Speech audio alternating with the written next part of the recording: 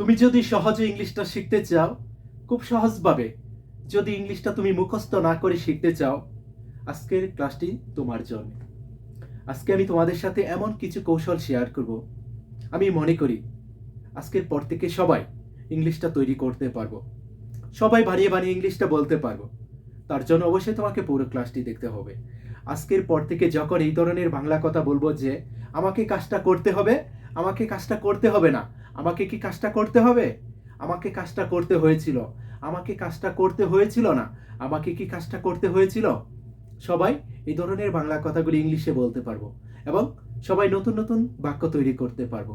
চলো দেখি, এখানে শুরুতে যে বাক্যটি রয়েছে, আই হ্যাভ টু কুক, আমাকে রান্না করতে হবে।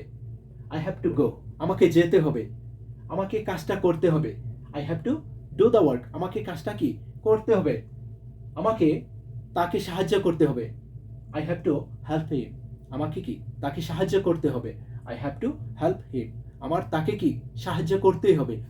যখন এই ধরনের কথা বলবো, শুরুতে হবে কি সাবজেক্ট, তারপর হতে পারে হ্যাভ টু অথবা হ্যাজ টু, হ্যাভ টু অথবা হ্যাজ টু। সাবজেক্ট অনুযায়ী হতে পারে হ্যাভ টু অথবা কি has to. He has to, he has to cook, তাকে রান্না করতে হবে। হি হ্যাজ টু গো, তাকে যেতে হবে। আই হ্যাভ টু কুক, আমাকে রান্না করতে হবে। আই হ্যাভ টু গো, আমাকে যেতে হবে। Kamal has to, we have to, we have to cook, আমাদেরকে রান্না করতে হবে। মিনা হ্যাজ টু কুক, মিনাকে রান্না করতে হবে। খুব সহজ কিন্তু। সাবজেক্ট অনুযায়ী হবে হ্যাজ টু অথবা কি হ্যাভ টু। তারপর কুক, গো এর পরিবর্তে তুমি যে কোনো একটি ভার্বের শুধু প্রেজেন্ট রূপ যদি বলতে পারো, যত ভার্বের প্রেজেন্ট রূপ এখানে ইউজ করতে পারবা তত বাক্য কিন্তু হয়ে যাবে। আই হ্যাভ টু কুক, আমাকে রান্না করতে হবে। আই হ্যাভ টু গো, আমাকে যেতে হবে। আই হ্যাভ টু প্লে, আমাকে খেলতে হবে। আই হ্যাভ টু রাইট, আমাকে লিখতে হবে। আই হ্যাভ টু রিড, আমাকে পড়তে হবে। হি হ্যাজ টু কুক, তাকে রান্না করতে হবে। কামাল হ্যাজ টু কুক, কামালকে রান্না করতে হবে। খুব সহজ কিন্তু। ওকে, এখন যদি না করি যে আমাকে কাজটা করতে হবে না, আমাকে রান্না করতে হবে না, আমাকে যেতে হবে না, তাকে কাজটা করতে হবে না, তাকে যেতে হবে না, সেই ক্ষেত্রে এখানে সাবজেক্টের পরে হবে ডু নট অথবা ডাজ নট। এই বিষয়টা আমাদের মনে রাখতে হবে। ডু নট অথবা কি ডাজ নট। যদি তাকে হ্যাজ বলবো কি ডাজ নট, কিন্তু যখন নেগেটিভ করব সেই ক্ষেত্রে ডাজ নট এরপরে হবে হ্যাভ, কখনো হ্যাজ হবে না। Okay, he does not have, Kamal does not have. সেই ক্ষেত্রে এভাবে সেন্টেন্সগুলি তৈরি করব যে আমাকে কাজটা করতে হবে না। I do not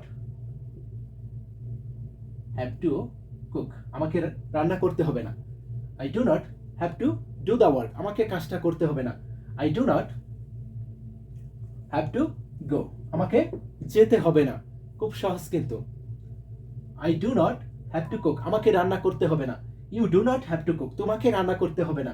we do not have to cook, আমাদেরকে রান্না করতে হবে না। They do not have to cook, তাদেরকে রান্না করতে হবে না। হি হ্যাজ টু কুক, তাকে রান্না করতে হবে। He does not have to cook, তাকে রান্না করতে হবে না। Kamal does not have to cook, কামালকে রান্না করতে হবে না। Mina doesn't have to cook, মিনাকে রান্না করতে হবে না। She doesn't have to cook, তাকে রান্না করতে হবে না। খুব সহজ কিন্তু।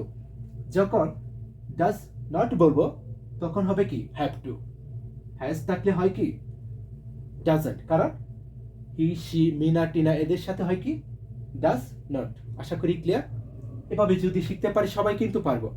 এখন যদি প্রশ্ন করি যে আমাকে কি রান্না করতে হবে, তাকে কি রান্না করতে হবে, সেই ক্ষেত্রে এখানে শুরুতে বলবো কি ডু, তাহলে হবে do I have to cook, আমাকে কি রান্না করতে হবে, প্রশ্ন হয়ে গেছে।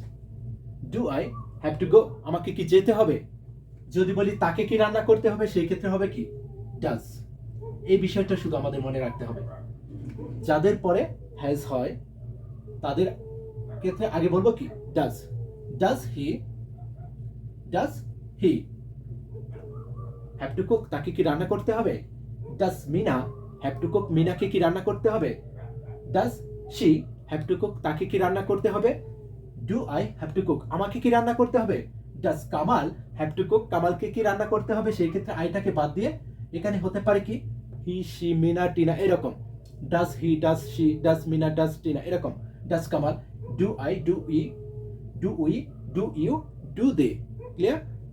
তারপরে হ্যাভ টু, তারপর শুধু পারবে প্রেজেন্ট রূপটা যদি বলতে পারি তাহলেই কিন্তু হয়ে যাবে। Okay, next. I had to cook, আমাকে রান্না করতে হয়েছিল অতীতে। অতীতে আমাকে কি কাজটা করতে হয়েছিল? আই হ্যাড টু কুক, আমাকে রান্না করতে হয়েছিল। আই হ্যাড টু গো, আমাকে যেতে হয়েছিল। আই হ্যাড টু প্লে, আমাকে খেলতে হয়েছিল। আমাকে কাজটা করতে হবে, আই হ্যাভ টু। তাকে কাজটা করতে হবে, হি হ্যাজ টু। যখন বলবো আমাকে কাজটা করতে হয়েছিল, আই হ্যাড টু। তাকে কাজটা করতে হয়েছিল, হি হ্যাড টু, সবার সাথে হ্যাড টু। তারপর কুক, গো, এরকম পারবে প্রেজেন্ট রূপটা শুধু বলবো তাহলে কিন্তু হয়ে যাবে।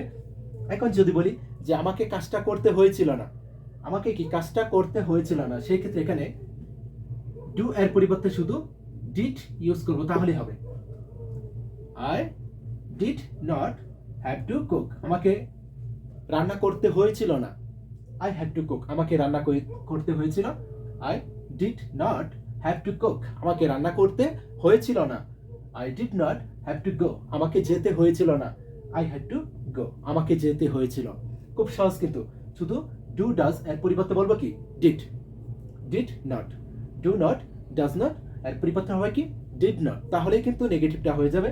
যদি প্রশ্ন করতে চাই আমাকে কি রান্না করতে হয়েছিল, আমাকে কি যেতে হয়েছিল, আমাকে কি কাজটা করতে হয়েছিল, সেই ক্ষেত্রে এখানে শুধু তুমি ডু ডাজ এর পরিবর্তে ডিড বলো তাহলে হবে। শুধু ডিড, আর কোনো কিছু করতে হবে না, শুধু did. Did I have to cook, আমাকে কি রান্না করতে হয়েছিল? Did I have to go, আমাকে কি যেতে হয়েছিল? Did he have to cook, তাকে কি রান্না করতে হয়েছিল? Did Kamal have to cook, কামালকে কি রান্না করতে হয়েছিল? খুব সহজ। Do I have to cook, আমাকে কি রান্না করতে হবে? Does he have to cook, তাকে কি রান্না করতে হবে? Did I have to cook, আমাকে কি রান্না করতে হয়েছিল? এই সেন্টেন্সগুলি যদি ফলো করতে পারি, আশা করি আজকের পর থেকে সবাই ইংলিশটা তৈরি করতে পারবো, সবাই ইংলিশটা বলতে পারবো। যদি ক্লাসটি ভালো লেগে থাকে অবশ্যই শেয়ার করে দিও। ওকে, বেস্ট অফ লাক।